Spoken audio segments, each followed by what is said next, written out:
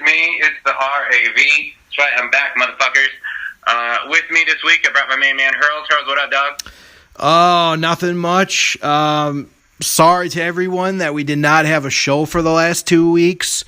Me and Larkin recorded a show last week, but the audio got so messed up. I guess you can't have too much porn going on at once, I guess. Not on this show, at least. Not on this show. Last time I was on, it was like Pornorama. But, you know what? Speaking of porn, a site that's not porn is IMPACTasylum.net. No pornog on that show, but you can still get off because the Heelcast is on there. So is Straight Shooting with FK9. Plus, you can always talk about Impact Wrestling there, chat room discussion, all of that shit. The best site, fan haven for Impact Wrestling fans. Go check it out. Also check out my man BQ at the Impact Lounge. Of course, Andre Corbeil's show, Wrestling Perspective with Petey and Dennis. And then, of course, we got our other Heelcasters. It's Robert Does Wrestling and Larkin at the S&M podcast. So check those out, everyone. That's who I'm embracing. That's who we're plugging from here on out. So we're going to kick it off to the news. The big news, if you want to call it big, Impact Wrestling is partnering with Rise. It's a women's indie promotion. I'll be honest, I don't know shit about Rise or indie wrestling, especially women's indie wrestling. But basically all I'm going to say is, look, I don't know that we need more knockouts. If this were a tag team thing, I'd be more about it. But, I mean, I guess it's a win-win for both companies. Rise is getting some exposure. Impact is getting new, female knockout talent to come in and out. Hurls, what's your thoughts on this? I mean, I'm kind of iffy about it. I mean, I get it. Like, with Impact, they're doing the whole partnership with different indie promotions. But unless we're bringing back the knockout tag team titles, how you mentioned, I don't really think it's going to move the needle too much. It'll be great for, up and coming,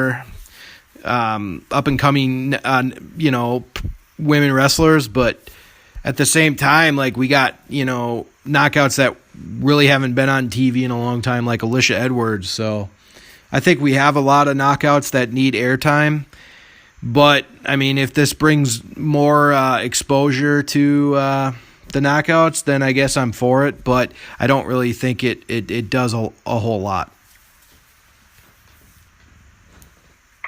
Yeah, I agree with you there. I would rather just see like an overall indie where they can get, more talent overall in every division, especially the fucking tag team division. My God, do something with that. But, Hurls, you also said there's going to be some Twitch shows going down? Yes, we got 2 announced Twitch shows and one night only. Like we said last week, the one night only shows are now exclusively for people who have the network. So I thought that was kind of cool. Gives you an incentive to get the network.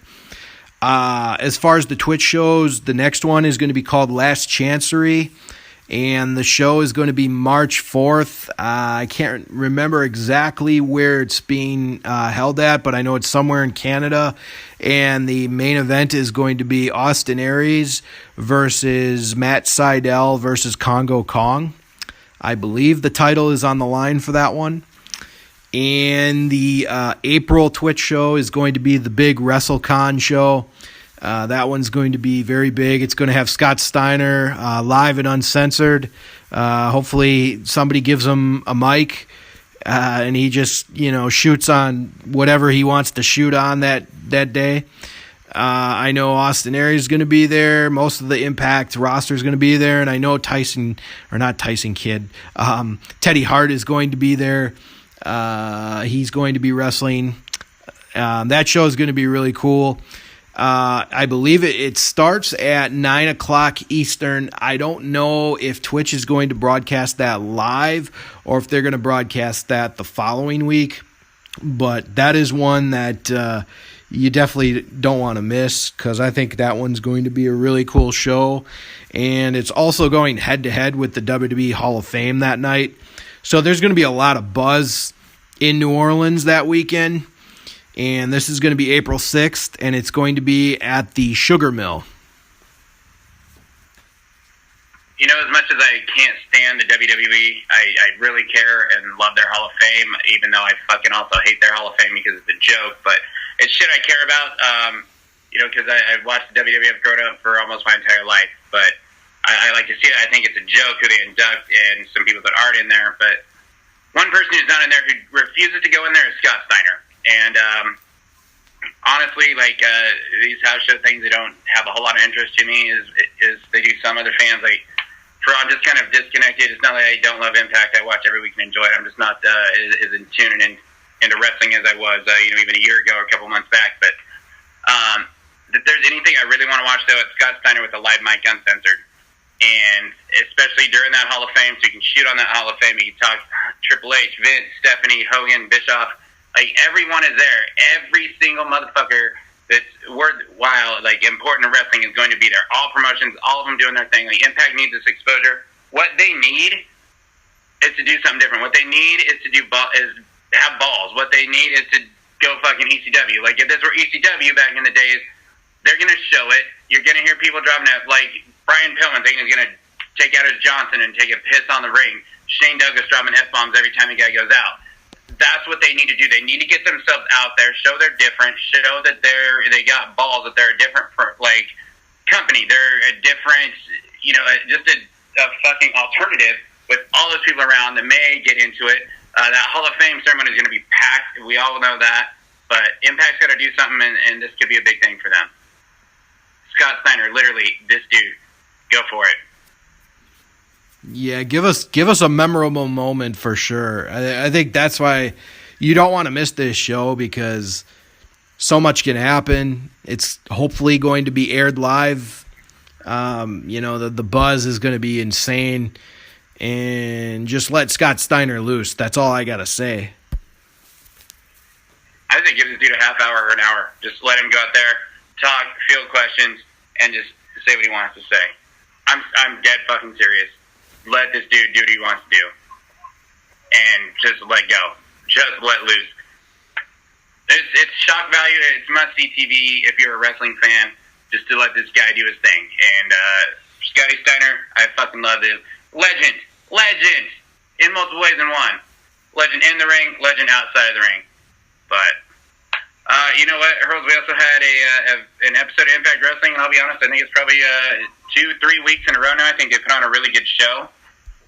We started off the show, which I'll get right. It was the Cult of Lee defeating LAX, getting the roll up, or kind of like the roll up victory there. So, and the one thing I wanted to talk about there, Sanjay Dutt is on commentary now. I don't think it's been discussed on the show yet. I'll say I think he's better than JB. I don't think it's great. I would like to see, honestly, I'd like to see Joey Styles and Scott Steiner be the commentary team. It's better, and I'm so disappointed at how bad JB was. This is an improvement, but I would much rather see Sanjay get back into the ring. I'd like to see him and Petey Williams become the tag team champions. Everyone that has heard me on this show has known I've been saying this for a long time. Hurls, what do you got on Sanjay on commentary? Well, in the show that was not released to the public, the one that me and Larkin did last week, we talked about how we thought that we want Sanjay Dutt back in the ring, but since he's injured at this moment, we were fine with it, and we thought he did a pretty solid job. He was able to do, to call things in the ring that JB obviously wasn't able to call, and I think he was a lot more entertaining than Borash was. So I think he did a good job, especially since he was kind of thrown into it. Yeah, no doubt. Definitely not the greatest, but we've had a lot worse. We really have.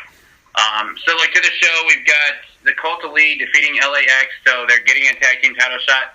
The reason why they brought Sunday Dutt up to me was I think he asked the question, well, what if Cult of Lee loses? Then what happens as far as their title shot? Do they go to the back or whatever? Good point. But I wish that this would, I wish they wouldn't do this shit, man. I wish they would have, build to, what is it, what's the show we have coming up? It's going to be the pay-per-view special thing. Not Redemption, but the live TV one with Johnny Impact against Austin Aries. What are they calling that again? Crossroads. Yeah. Like, have the very first match between these two happen there for the belt. Like, fuck. Really? Like, who else is going to challenge for the tag team championship? The other fucking tag team in the company that already said they're not going after them? Right. I mean, come on. Yeah, they got to go to the back line. What, that second place? Ooh. Heaven forbid. Heaven forbid. They go to second instead of first. Who's it between? Them and the Mumbai Cats? I don't know. Yeah. And Ovi even said they're not going after him. So, yeah. But I'd love to see these tag teams you're talking about, though, Impact. I really would. I've been calling for more tag teams since, we started this show in about a year or two before that. But meanwhile, Bad Influence is in fucking Ring of Honor. But, yeah. Motor City Machine Guns. Yeah, no kidding, Raven. And I just want to say, though, like, I'm really happy in some ways that Cult of Lee actually got put into the tag team division, because we've been calling for that at least since I've been on this show.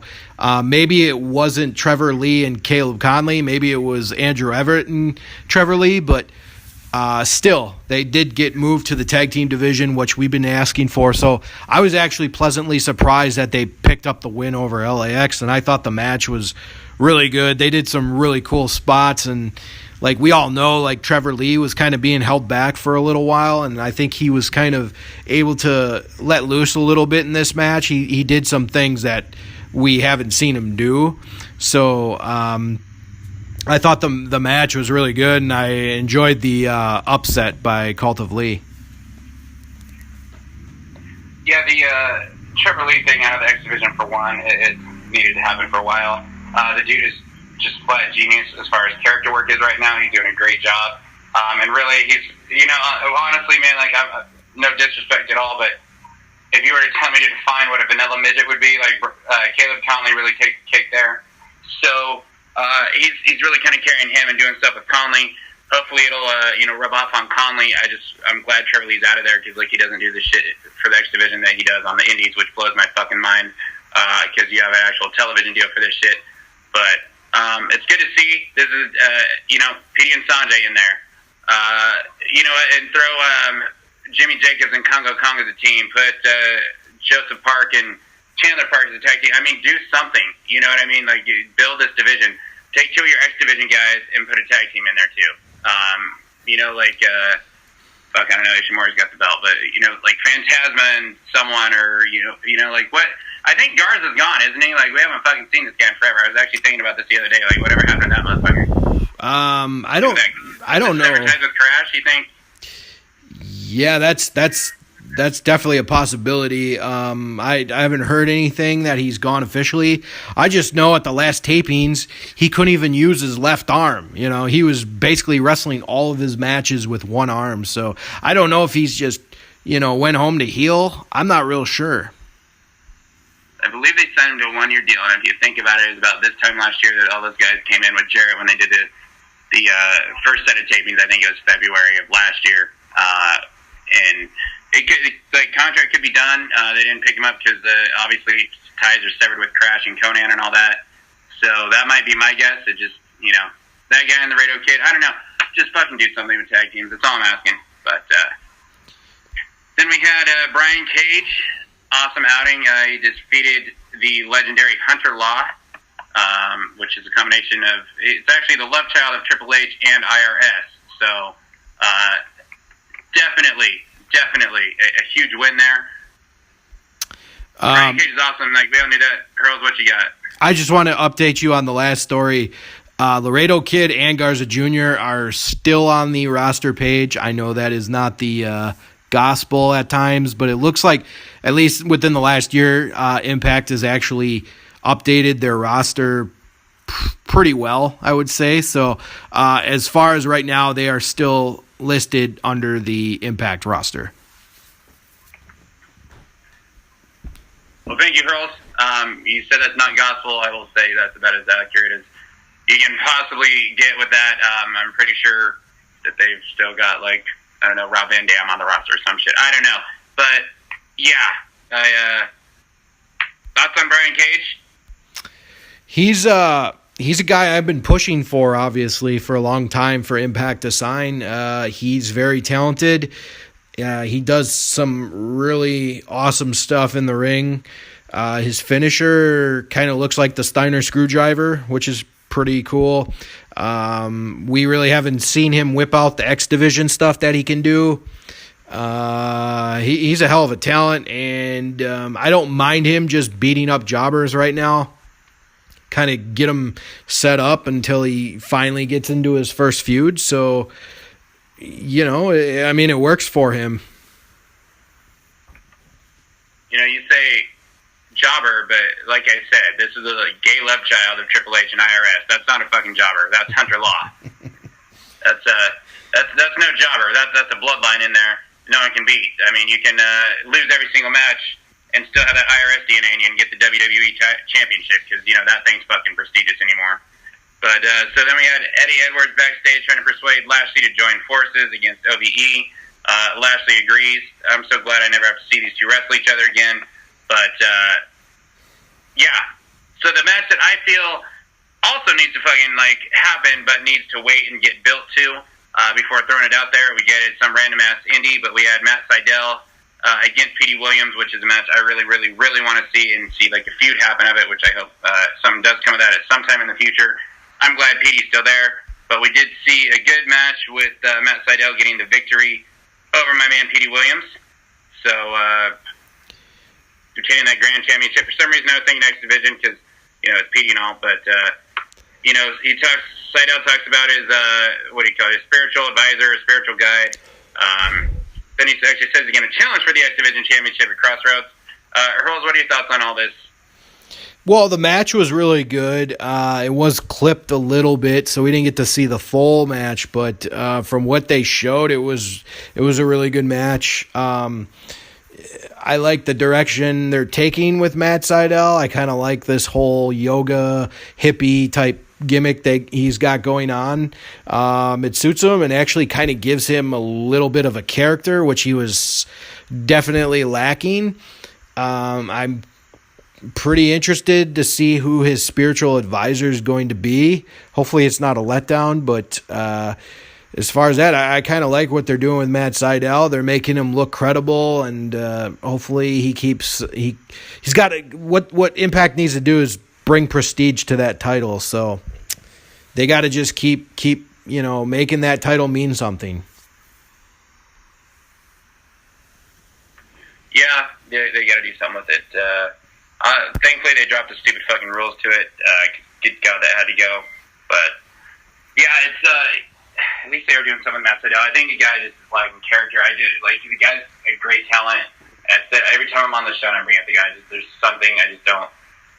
There's just something about him that just doesn't click or resonate with me. I think he's great in the ring, but there's just, I don't know. There's just, maybe because he's a fucking yoga hippie guy, I'm like, fuck this nerd, but I don't know. I want to see where this goes, I guess. I don't know who the spiritual advisor could be. Hopefully it's a new talent or someone cool. Jimmy Jacobs could be cool with that, but we'll see how that goes. Then we had our next segment, which I don't know how accurate this is or not, but someone who could be coming, one of the most popular members of the Heelcast here on the Impact Wrestling roster. We've got the debut of Grandma Jenny Park. So Congo Kong and Jimmy Jacobs were out there, and Grandma Jenny came out. She got called an old hag by Jimmy Jacobs. She slapped Jimmy, and then Jimmy was about to attack her, but Joseph Park comes out. Basically, Congo Kong lays out Park. They tell him they want a bitch or else. Hurls, what you got on that? Well, I just want to say for everybody who thinks straight up wrestling gets the most viewers, not true. It's segments like these, unfortunately, that get the most views. If you go to YouTube, this was the highest rated segment of the week. Whether that be good or bad, I don't know. You decide. But I like the concept of Grandma Jenny. I think last week or 2 weeks ago when Jimmy Jacobs and Congo Kong tore apart a Park and Park office, I like that, and I like the fact that they made it a point to destroy the Grandma Jenny picture. And what I also liked is Grandma Jenny had the same knocked out teeth in the front like Abyss does. But her acting was just not very believable. And I don't expect her to like blow me away like someone like, Leonardo DiCaprio or anything like that, but just have it be a little more believable. She didn't really look like she was putting her heart and soul into it. And I thought the segment was all right. I guess it accomplished what it needed to. It got some heat behind it, and ultimately, obviously, it's going to bring Abyss out of Joseph Park eventually, you would think. So it was funny, but I thought Jimmy Jacobs really made the segment click. And besides the comedy factor of Grandma Jenny, she didn't really do too much. Yeah, it was the most viewed segment, apparently. I don't know if it's for good reasons or not. Hopefully it's not another LOL TNA sort of a thing. But, I've seen worse. I've seen worse on Impact. I've seen worse on WWE. I've seen worse on Impact and WWE and WCW.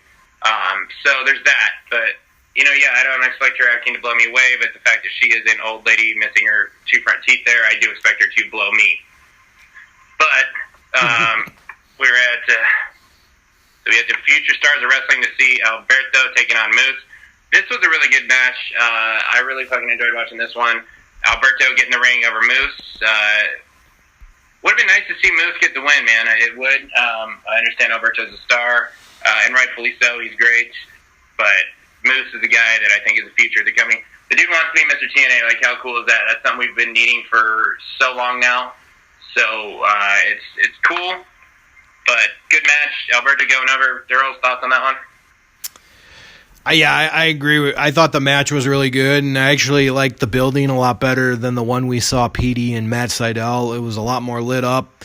I don't know about you, but were the antler chandelier, was that kind of distracting? Like, did you find yourself looking over there quite a bit? I don't know why, but... To be honest, I didn't even pay attention enough to see it. Okay. That was, for some reason, I kept looking over at it. I don't know why, but the match itself was really good. I thought they used some good trash can spots. Normally they used, the flimsy ones, but they actually used one of the tougher ones. But the match itself was good. I'm glad. I didn't mind Alberto El Patron getting the win because if you really think about his last month or so, he's actually been taking a lot of L's. Whereas Moose just got a big win over Bobby Lashley. But eventually, you know me, I want to see Moose in the title scene. I want to see him eventually win it because I think he's a guy that Impact definitely needs to get behind and give him the title sooner rather than later. But the match was good. I didn't mind Alberto picking up the win here. It was a solid match. Yeah, I agree with you. With Alberto, he has taken some L's. It's not a big deal that he lost. Of course, I just feel like there's going to need to come a point in time where Moose is going to needs to start going over and winning these matches. I feel like he's the guy to promote to be the next big star there for the company and Mr. TNA. He's having great matches with everyone. But look, he got the win over Lashley, but why you still got Alberto, though? Why you still got Johnny Impact, Aries, like all these guys? It's you need them to put Moose over and make Moose a little bit more. Obviously, the random indie event, who gives a shit? But when this happens on Impact TV at some point, hopefully Moose needs to start going over. And I think if it's not 2018, then it needs to be 2019 for the year Moose to really be champion and have a dominant reign. But then we had Mackenzie interviewing the reunited team at EC3 and Tyrus. Yeah, Tyrus is back. And they put him on the conference call. Like, who gives a shit to call in when Tyrus is on the conference call? Like, can you answer me that? Like, does anyone care?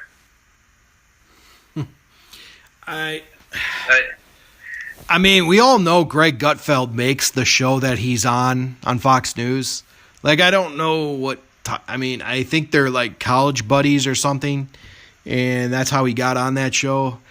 I'm not really sure, but I've said what I said about Tyrus is he works in a tag team, and that's about it.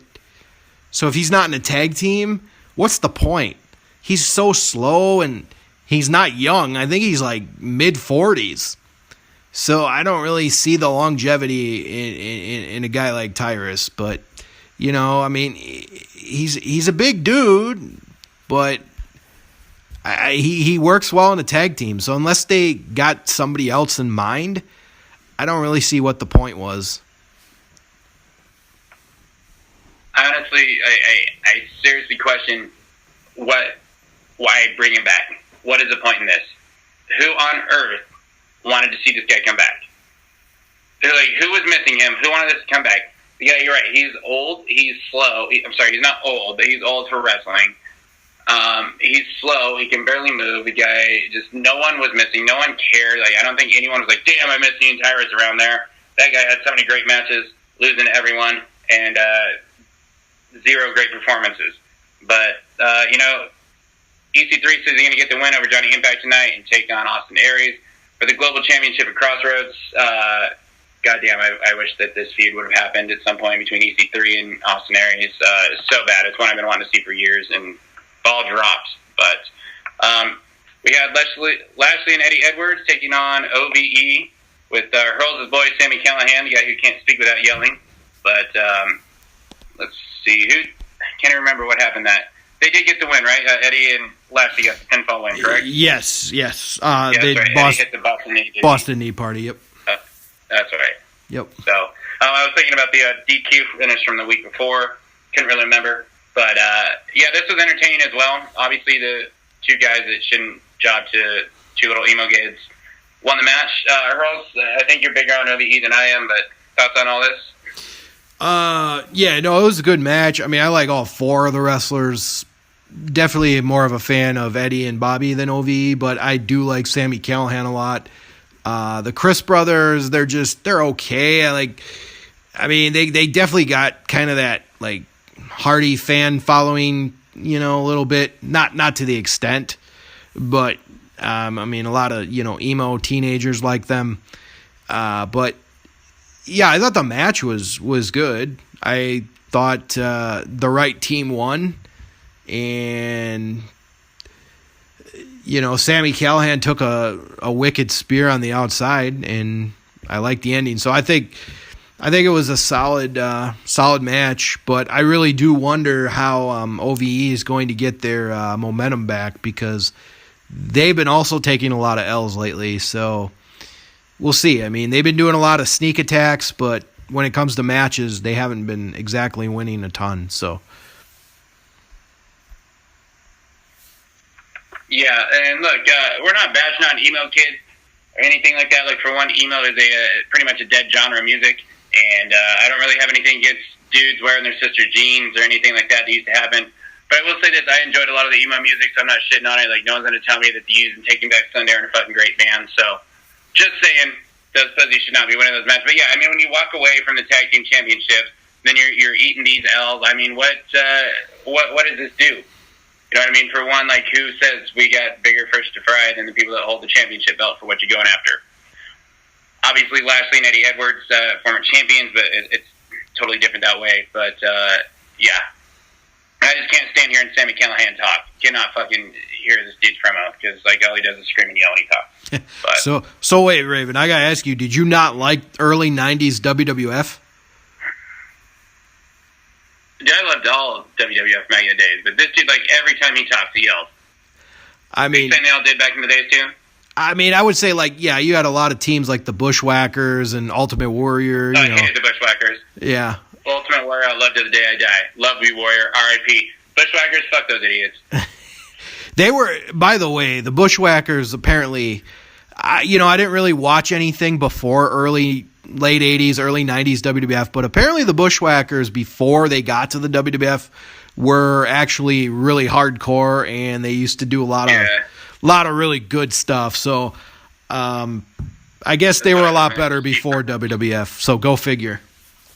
Yeah, that's what I heard too. But no, Warrior though, man, Warrior yelled, but it was different. Dude was a maniac, and he was from parts unknown, and he was not only a warrior, but an ultimate one. And Enigma, he had to yell when he talked.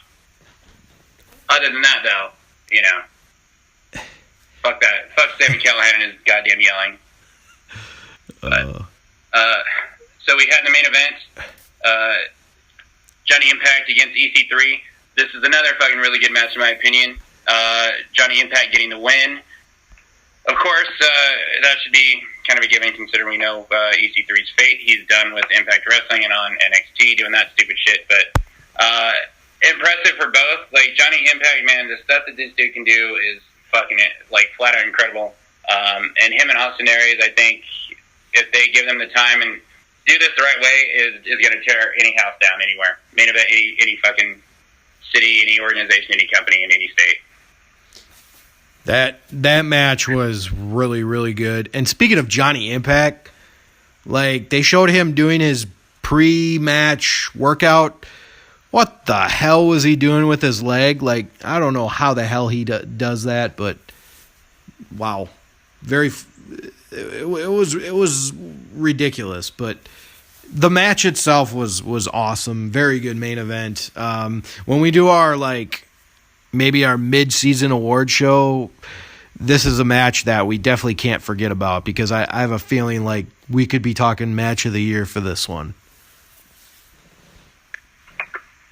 Possibly. I think the best is still to come with Impact, especially with some actual real legitimate wrestling people running the show right now and actually want to focus more on wrestling, which is about fucking time because this company last year trying to pick out a match of the year is goddamn impossible. But, you know, Earls, I just, some more news-ish stuff dawned on me that I forgot about.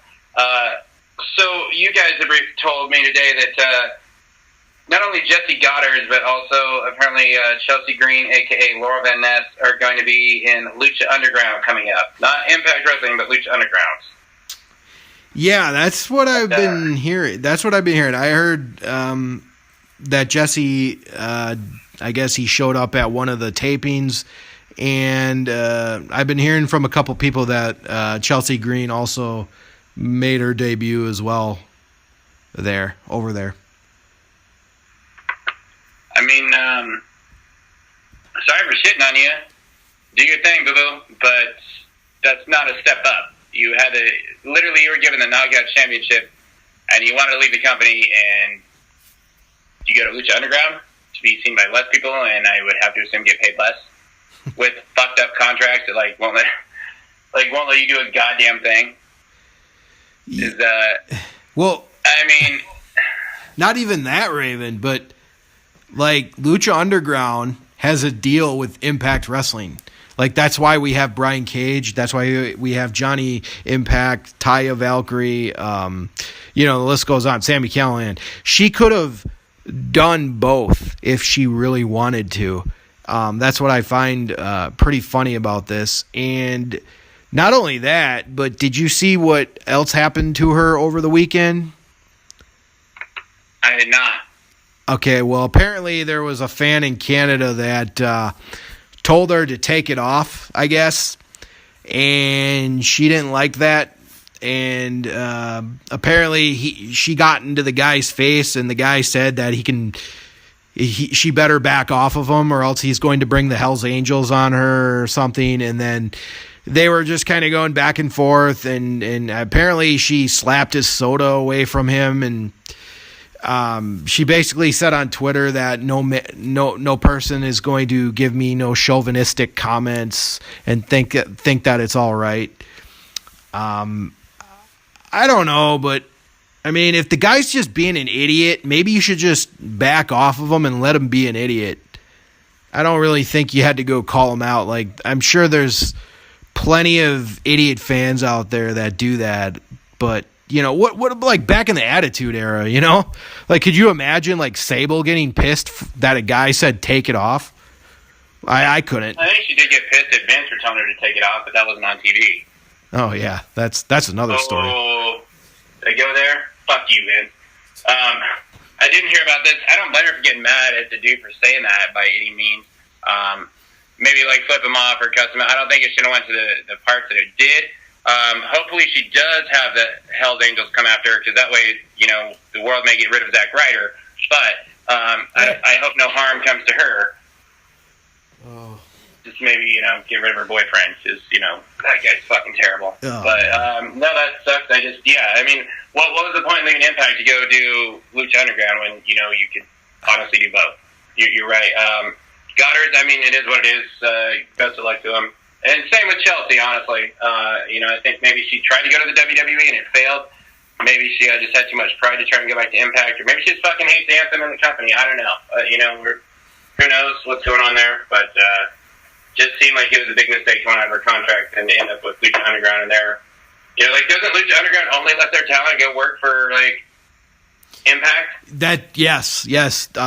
Me and Larkin talked about this last week. The only company that they will allow you to go under is Impact. Nobody else.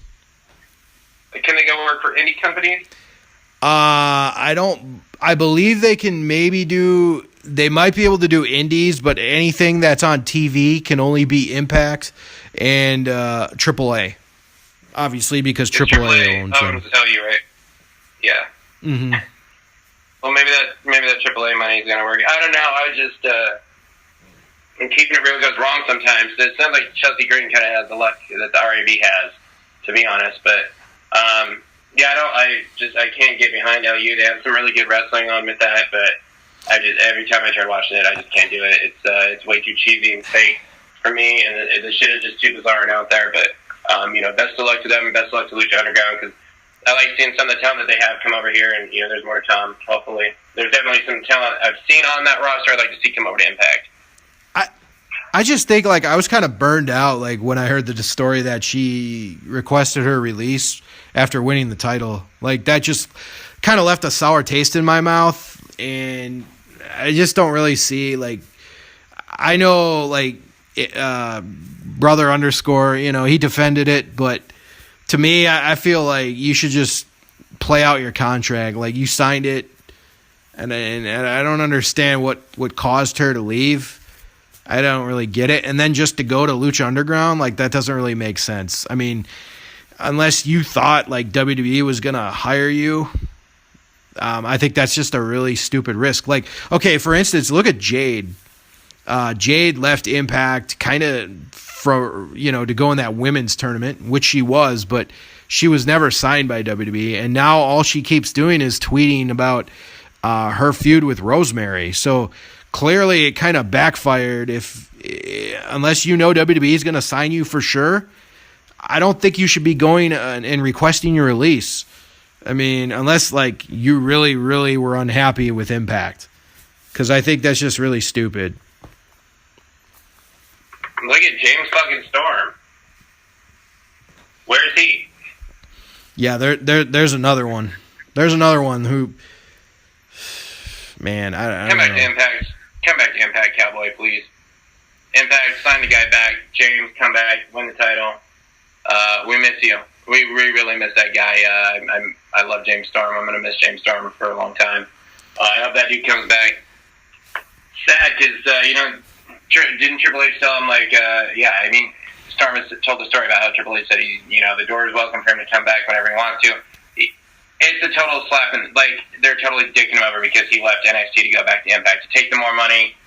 When you're literally signing fucking anyone with two legs that can call himself a pro wrestler. I'm not even going to say can wrestle because Mahabali Shira signed there and that dude can't wrestle.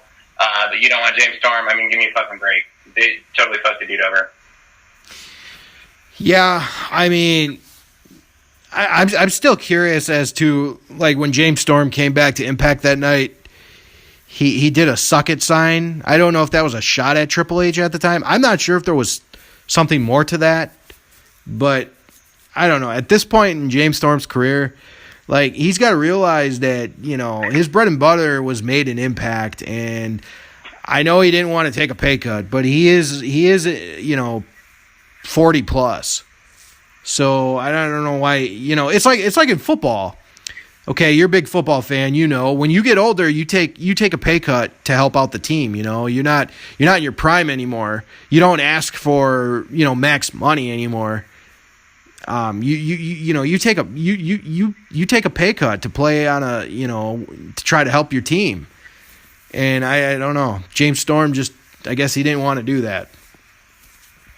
I mean, I don't think paying him $200,000 a year was going to be a possibility, but I can't imagine he's better off right now if he's not going to get signed by NXT than to come back to Impact and get what they're offering him, which might be, half? I don't know. Maybe less. I mean, he can still work indies, but, I mean, now he's only working indies. Maybe he'll go to ROH or LU or something. I don't know. Or Japan. Who knows? I don't know. I don't get it. It's a sad situation, but I think it's a total fucking slap in his face by that shitbag company. But I just want to say this because I haven't got the chance, but that WWE is literally signing anyone, to NXT. There's no prestige. It literally means nothing prestigious to sign with that company now. To go to NXT. It means nothing prestigious to win the WWE Championship. Either the red or the blue one, or the Intercontinental, or anything left. The championship belts have no prestige, but they literally will pick anyone up. When you're signing Mahabali Shera, give me a fucking break. Signing Gunner just to spite Impact, and what have they done with Gunner? Not a goddamn thing. They're doing it just because they can. It's really a shitty situation, shitty deal for the entire industry, but I mean, it's a fucking joke, and hopefully, and the wrestlers probably realize it, but the shitty thing is the fans don't. And there's so many people just stuck in that WWE bubble, and it's never going to change, is the shitty thing. Yeah, I think they're signing any TNA reject. Remember when, we were the company that only signed WWE rejects according to WWE fanboys? Everyone. And now look at, they're signing every TNA reject that possibly hits the market. It's a joke. And there's a report that came out. Jim Cornette, he looked at NXT. I believe he said they're losing $30 million a year. Maybe not that much, but he said they're losing a lot of money per year. So basically, it's kind of a Triple H vanity project at this point. I mean, wouldn't you say that? I mean, if they're losing all that money, makes no sense. Well, I mean, it makes sense they're losing all that money when you're signing fucking everyone, and they all get the same contract, don't they? They get $60,000 a year or something. When you say it's $60,000 a year for 900 people, that's a lot of money to try and generate revenue from what you're paying all that, and then you think about road production fees, all that shit that they put into it. It wouldn't surprise me. Maybe stop signing everyone and make it a little bit more prestigious. I don't know. I don't get it. I hope they are losing money, and I hope the company fucking loses all the money in the world. And Vince goes down in hell and loses his company, and I hope the sexual harassment shit I love how the sexual harassment, sexual assault thing came out, and literally no one's fucking mentioned it since. The way that the WWE loyalty fanboys retards are, and what fucking money and power WWE has to silence the shit when it comes out, it blows my fucking mind. Well, they'll get away with murder forever. It's fucking crazy. They're a pro wrestling company. Who's supposed to give a shit? These motherfuckers get away with murder for life. Well, yeah, the whole Jimmy Snuka thing, and how Vince McMahon didn't. I heard he had a hand in kind of keeping the authorities hush hush on that. I don't know. I'm not, but there's a lot of shady stuff over the years. But I also just want to say, molesting rainbows. Yeah. And I also just want to say that it's kind of funny how WWE started this whole split brand, and they had separate pay-per-views every month, but that quickly ended only, a year and a half later. Now apparently they're doing all pay-per-views with both brands. So it just shows you that the split brand is kind of falling apart like we all kind of thought it would. Dude, right before I left, I would get so pissed off because literally, there were supposed to be split brands, but all the SmackDown guys are always on Raw. I stopped watching SmackDown, and then it would be every other week it'd be oh my god, a Raw and SmackDown Super Show, and they build it as this big thing. Literally be all the same exact fucking wrestlers that were on there every week prior from SmackDown, and they built it like it was this big, huge thing.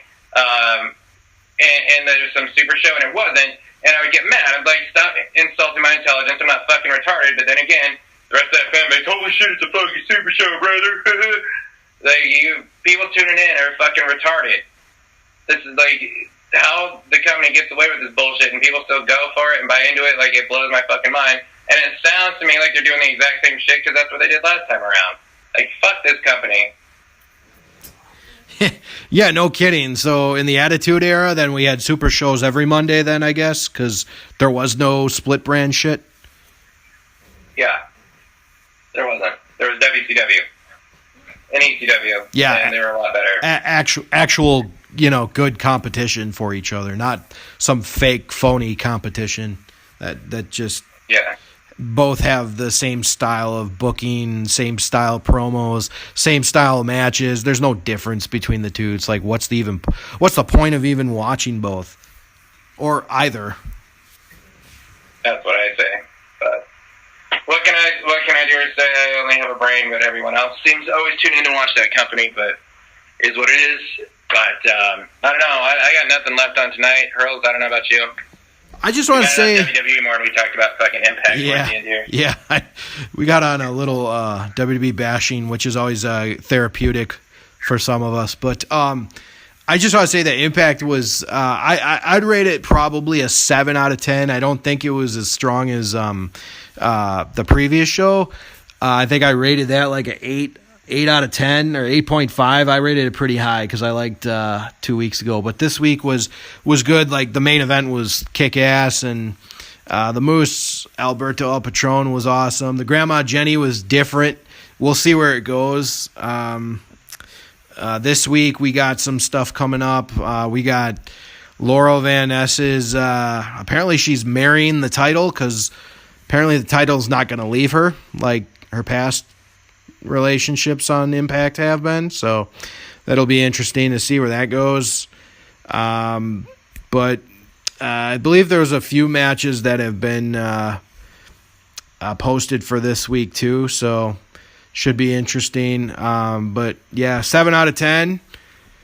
I'm kind of looking forward to Redemption, and I'm definitely looking forward to WrestleCon and Last Chancery on March 4th.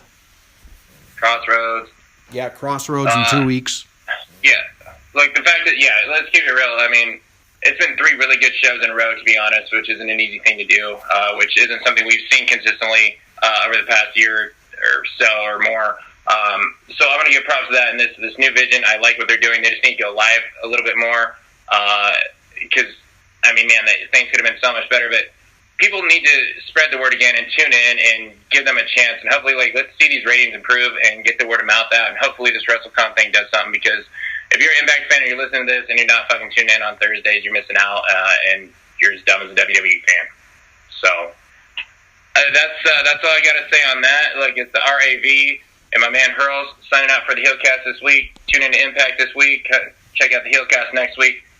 Heelcast out.